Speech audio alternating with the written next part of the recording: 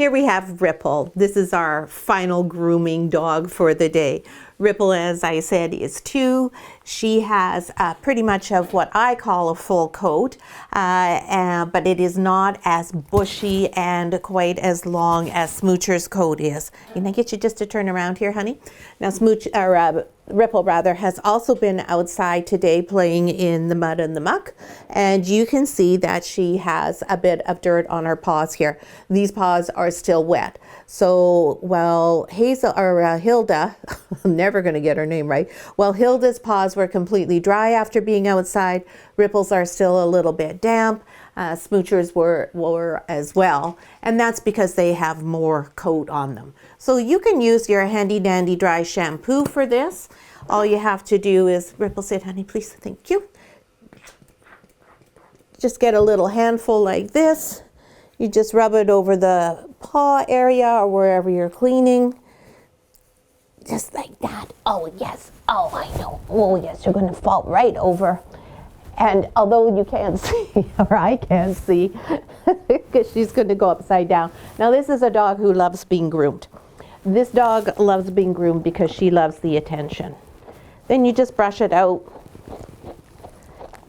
And if you had a towel, which mine is now on the floor, you would give it a little wipe and you would have most of the dirt off. Whoops, she's stuck in my microphone here.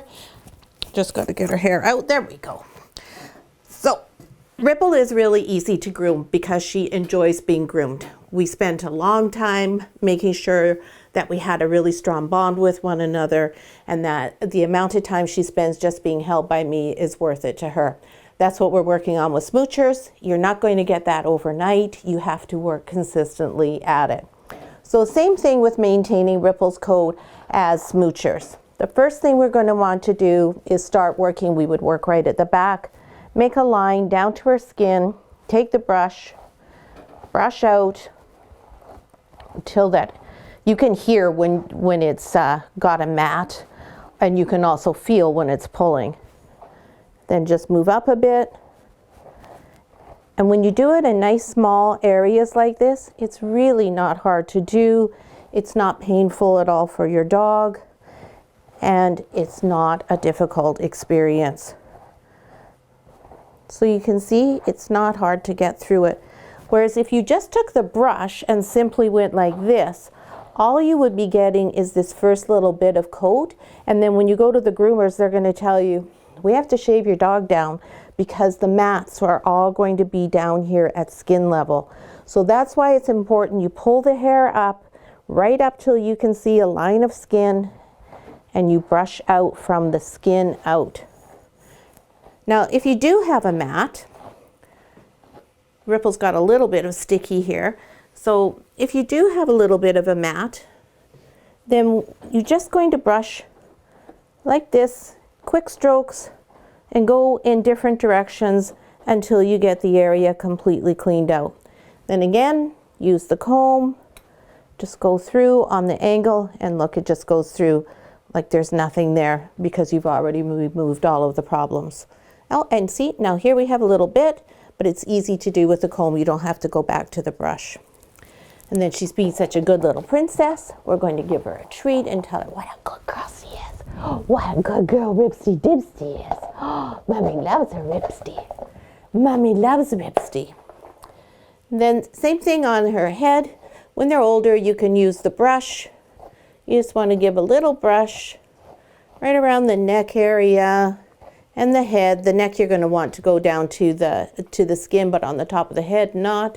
And then just follow through like that. Make sure that there aren't any kinks in there, any gook, any mats. And then underneath the ears, of course. And you can see on Ripple's face here, underneath her ear, how deeply shaved she is. Because she plays ball a lot. She is often in the bushes chasing her ball, and she does tend to mat up there. And that's it. It's really simple. It's really quick. For me to do all of Ripple, a full from bottom to top, probably takes me about 20 to 30 minutes. And you should do that probably every third day to keep them mat free. Now that's if your dog is outside running around a lot. And if you're going to bath your dog at home, make sure you do all of this before you put them in the water. Now, a couple other things to keep in mind. You'll notice none of our dogs are wearing collars. And there's a reason for that. The collar is always moving around their neck, and this causes a lot of friction and matting with the hair. I love you too. So our dogs never wear their collars except for when they're going out for a walk. If they're on our property or in the house, there's no collars. If your dog wears a harness, you're going to have the same thing under the armpit and also right around up on top of their neck there where the harness is rubbing. So take the harness off, don't leave it on. Take the collar off, don't leave it on. That way you'll help eliminate a lot of mat problems. So I hope that's helpful for everybody. The main thing is just do it in short bursts.